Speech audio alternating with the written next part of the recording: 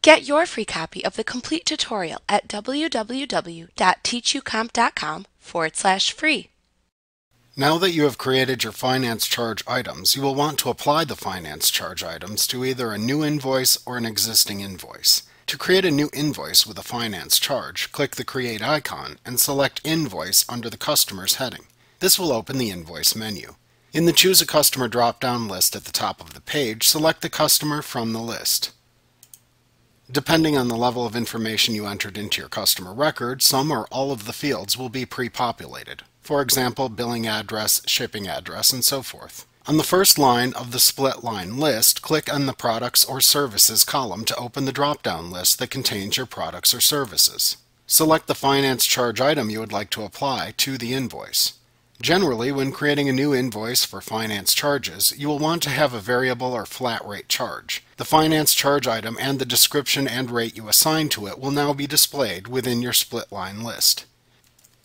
You can add any other new products or services your customer is currently purchasing now, or you can leave the invoice with just the finance charges if needed. Note that if you are using a percentage calculation for finance charges and want to create a new invoice with just those charges, you will need to know the dollar amount to which you are applying the finance charges. You will want to take the dollar amount from the subtotal line of the original invoice. This is because the way that QuickBooks Online Plus handles percentages is by multiplying the decimal value of a percentage by the amount of money to which you are charging the fee.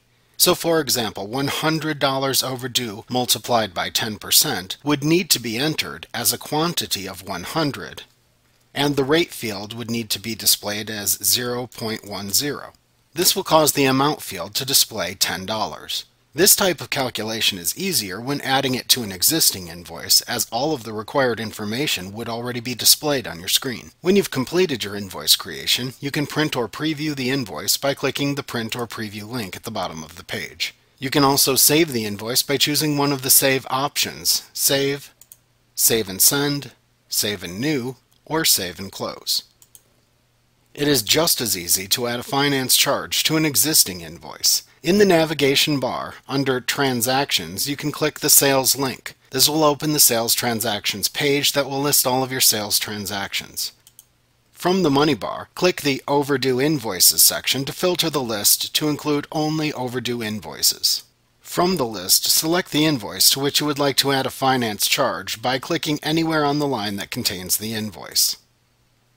On the first empty line after the existing content, click anywhere to open up the entry areas for that line. For a flat fee or a variable amount finance charge, click into the Product and Service column and then click the drop-down list to select the finance charge to apply.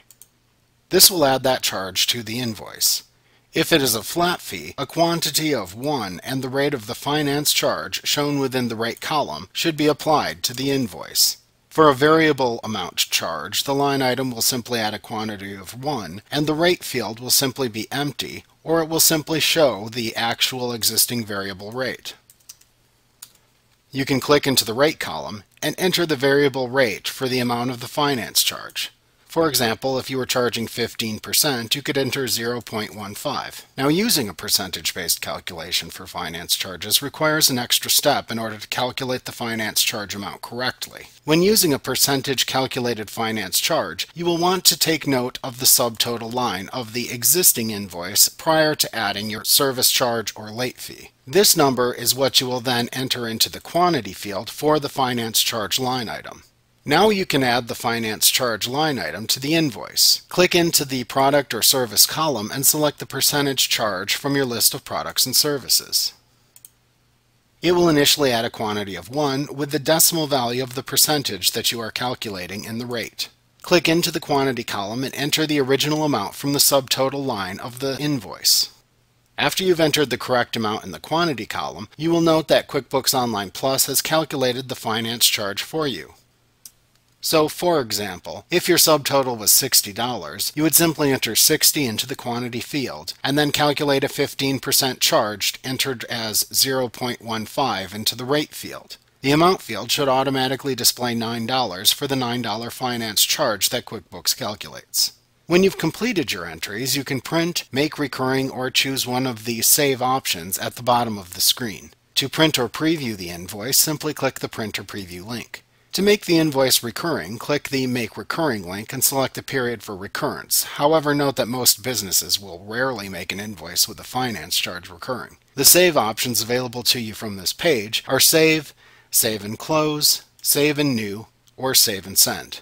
If you make any mistakes or you do not want to continue, you can choose either the Cancel button to remove any entries and close the menu, or you can click the Revert button, which will also remove new entries and close the menu. While they are two separate buttons, they perform the same action in this situation. Like what you see? Pick up your free copy of the complete tutorial at www.teachucomp.com/free.